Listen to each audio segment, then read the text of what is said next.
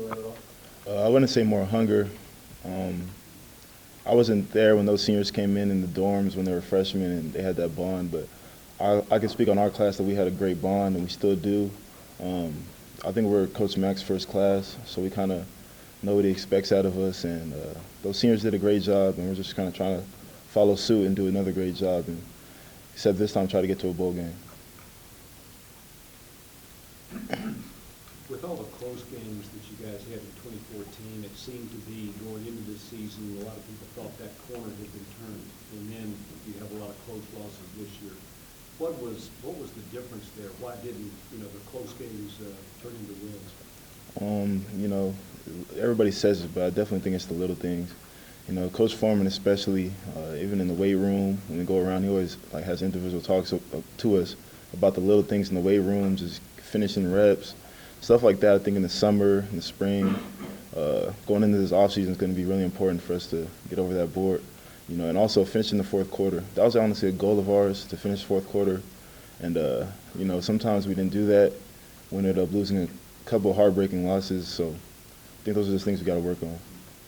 You've been very valuable on that nickelback role. Do you like that role, or would you like to play more cornerback coming back next year?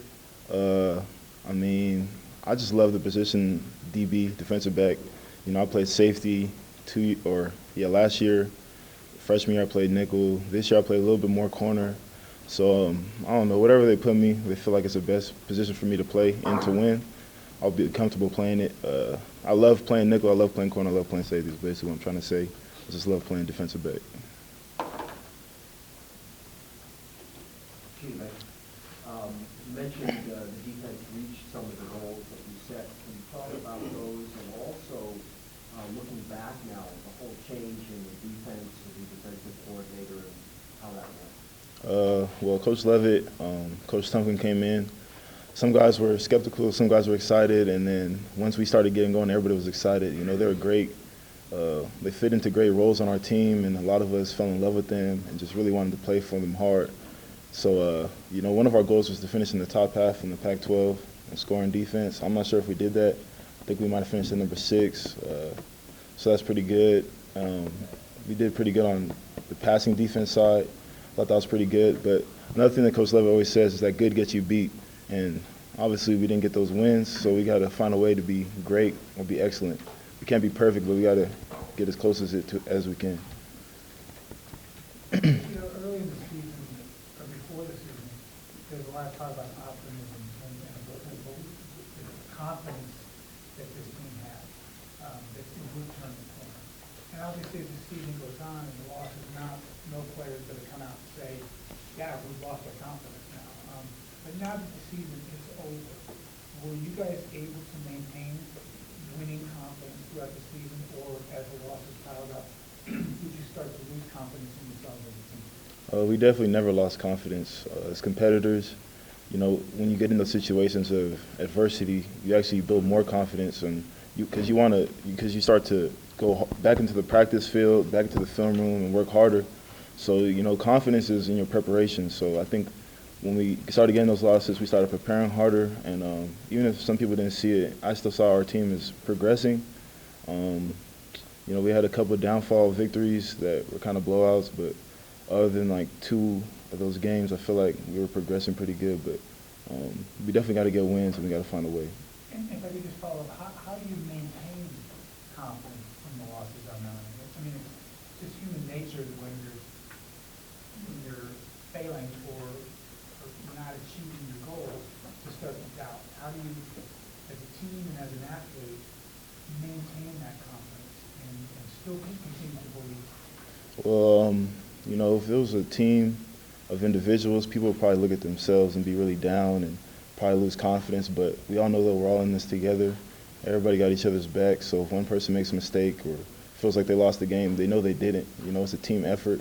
And as long as we know we got together, I think that confidence is real high, and we know we got each other's backs. Chidobe, when that game ended in Salt Lake City on Saturday, that junior class walks off that field, senior class now.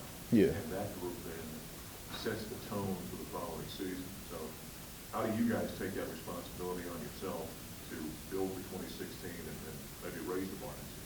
Definitely, I think it's accountability. We got to hold each other more accountable.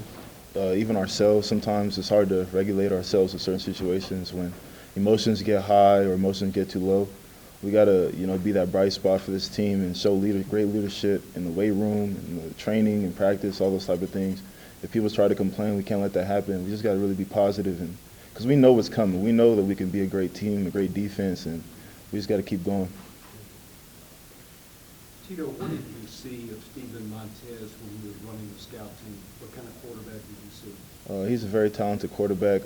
It's hard to see as a scout team quarterback to evaluate him because, the defensive coaches sometimes tell him who to throw to, in the double coverage and stuff. So, but he definitely has talent. He has a big arm, and I'm excited to see what he's going to do.